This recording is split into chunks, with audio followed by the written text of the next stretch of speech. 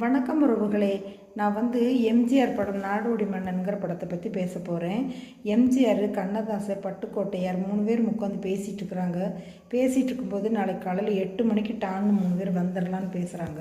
கண்ணதாசன் நான் 8 மணிக்கு டான்னு இருப்பேன்னு சொல்கிறாரு. ஆனால் அடுத்த நாள் காலையில் 8 மணிக்கு வரல, 10 மணிக்கு வந்தார். வந்ததும் மன்னிச்சுக்கிடுங்க, நான் லேட்டாக வர்றதுக்குன்னாரு. பரவாயில்ல, நீங்கள் வர்றக்குள்ளே நாங்கள் ஒரு பாட்டு பட்டுக்கோட்டையார் எழுதிக்கிறாரு பாருங்கன்னு சொல்கிறார் எம்ஜிஆர்.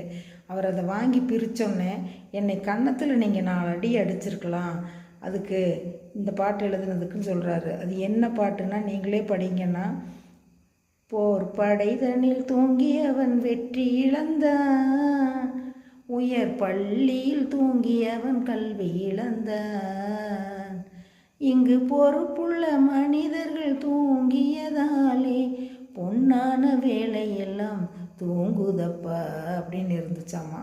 சுச்சுவேஷன் சாங் எப்படின்னு பார்த்தீங்களா?